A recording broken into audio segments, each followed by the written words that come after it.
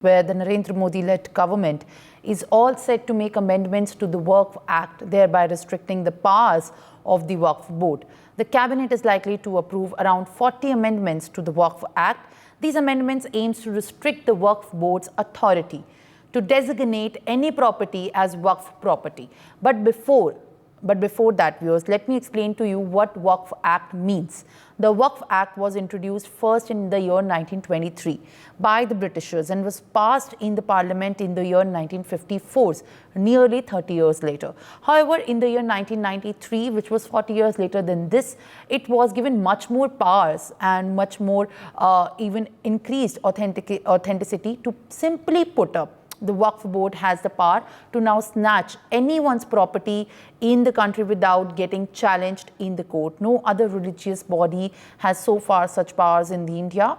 Now, even in the countries that have Muslim laws and are governed by the Muslim bylaws, there is nobody like a Waqf Board body. In now 2013, the UPA government bolstered the authority of these boards through amendments to the original Waqf Act. This act was established to regulate the Waqf Board, which are the assets donated and designated as the Waqf by the Waqif, the individual who dedicates the property for purposes recognized by Muslim laws as pious, religious or charitable. Now, the centre wants to curb these unlimited powers that have been assigned and which have made the Waqf Board immunized. Recently, a whole village of Tamil Nadu has been claimed a Waqf Board's property, and there have been several such cases in the past like these. Currently, the Waqf Board has over 8 lakh properties in India, which has been doubled. It is the third largest owner of land after the railways and Indian Armed Forces. The major amendment proposed in the draft bill includes the restructuring of the Waqf Board, inculcating more transparency and open to public with the procedures, as well as ensuring the verification before the board that claims as any land as their own.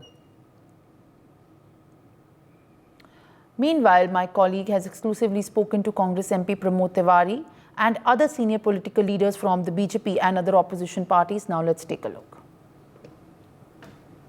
Congress party के वरिष्ठ नेता और राज्यसभा में उपनेता प्रमोद तिवारी मेरे साथ बातचीत करने के लिए हैं। प्रमोद सर, लगातार ये खबरें चल रही हैं, इस तरह की बातें आ रही हैं कि वक्फ बोर्ड को लेकर सरकार जो है सदन के भीतर एक प्रस्ताव ला सकती है जिसमें तमाम तरह के जो अमेंडमेंट है वो कर सकती है। इस फैसले को किस तरह से देखते हैं, और अगर वक्फ बोर्ड का अमेंडमेंट आता है तो कांग्रेस पार्टी और अपोजिशन इसको स्वीकार करेगा, एक्सेप्ट करेगा?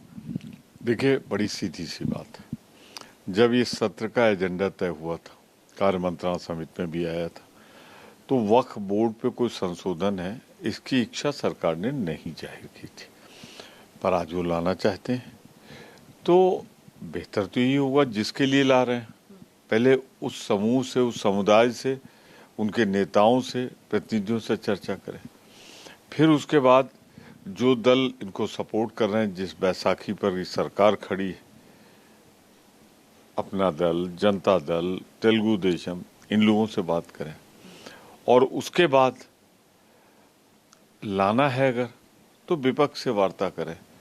हम ड्राफ्ट तो देखें क्या है, तो हम अपने सुझाव या प्रतिक्रिया तभी तो दे सकते हैं, हम देखें विषय क्या है, तो जब आएगा पढ़ने के बाद, विचार करने के बाद हम अपनी प्रतिक्रिया देंगे।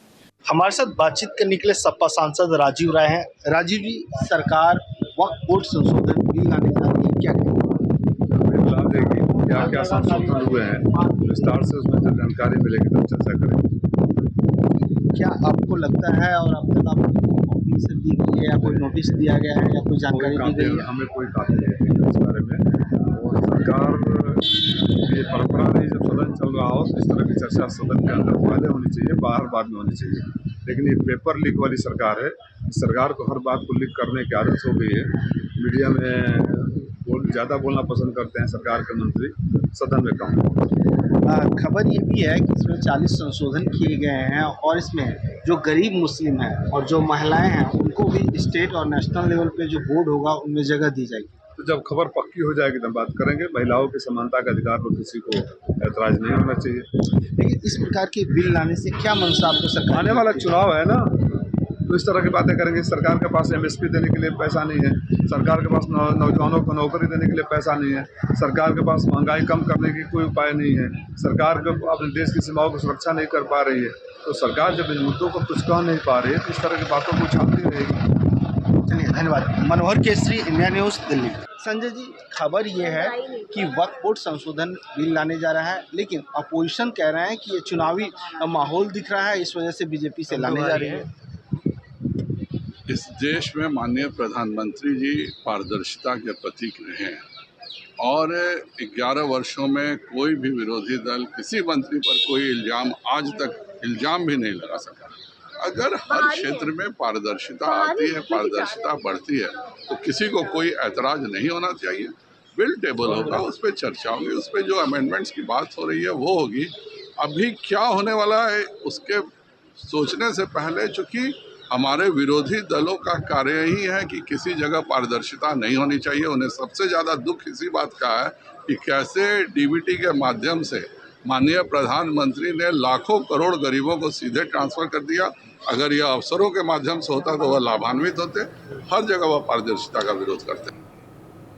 Meanwhile, viewers, now some more reactions are coming in as far as the Waqf Board proposed amendments by the central government is concerned. Now let's take a look. देखिए, ये सारी जो बातें आ रही हैं वो सोर्सेज बेस्ड आधार पे आ रही हैं। कोई भी कैबिनेट मंत्री ने इसका पुष्टिकरण नहीं किया है। तो जब तक ये जो भी चेंजेस आ रहे हैं, अमेंडमेंट्स ला रहे हैं, जब तक वो पार्लियामेंट के पटल पे नहीं रखा जाता, as a member of parliament and as a spokesperson मैं मानती हूँ कि इस पर प्रतिक्रिया देना सही नहीं होगा। और सब जानते हैं कि भारतीय जनता पार्टी की आदत डिरेल करने की है। जो देश के सामने जो गंभीर मुद्दे हैं उनसे ध्यान भटकाने के लिए पार्लियामेंट चल रहा है, पार्लियामेंट में बजट का सत्र चल रहा है, बजट के ऊपर बहुत सारी टिप्पणियां आम आदमी भी कर रहा है, तो उससे ध्यान भटकाने के लिए, अपनी विफलताओं से ध्यान भटकाने के लिए उन्होंने एक नया शगुफा छोड़ा है। तो जब तक ये पार्लियामेंट में नहीं आता है मैं इस पर कोई किसी तरीके की टिप्पणी नहीं दूंगी। देखिए, जो कोई भी लोग ये चीजें बोल रहे वो फेक नैरेटिव फैला रहे हैं।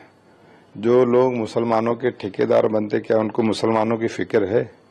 कभी मुसलमानों के घरों में झांक के देखा है क्या हालात है उनके? आज ऐसे नेताओं को, ऐसे दलालों को तकलीफ हो रही है जिनकी रोजी रोटी वक्फ बोर्ड पर चलती थी। आज उनकी दुकानों पे ताले लगने जा रहे हैं तो उनको ये तकलीफ हो रही है। कभी देखा है मुसलमानों को जाके कि उनके हालात क्या है? सरकार कुछ मुसलमानों के लिए अच्छा करने जा रही तो वो भी उनको तकलीफ है।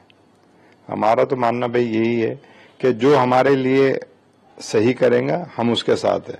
आज हमारी माँ बहनों को उनका हक मिलने जा रहा है, बैठाया जाएगा उसमें, वहां पे बाकायदा उनको उनका हक दिया जाएगा, तो ये बहुत अच्छी बात है। अब जो लोगों को तकलीफ है तो वो तो चिल्लाएंगे। अभी देखिए, मुस्लिम पर्सनल लॉ बोर्ड, भाई क्या बोल रहा है? भाई आप सही चीज का विरोध मत करिए ना, गलत चीज का विरोध करने का आपको अधिकार है। अगर सरकार सही कोई चीज लेके आ रही है, सही कदम उठा रही है तो उसका स्वागत करिए। आप ऐसा क्यों बोलते हैं? आप सरकार अगर जो सही काम करने जा रही है और वो मुसलमानों के हक में है, मुसलमानों के अधिकारों में, तो उसका स्वागत करिए। सरकार किसी की भी रहे, मेरा कहना ही है, एकदम क्लियर है। तो ये मुस्लिम पर्सनल लॉ बोर्ड ने पहले पढ़ना चाहिए, देखना चाहिए कि सरकार क्या। For more such videos, subscribe to the NewsX YouTube channel, hit the bell icon.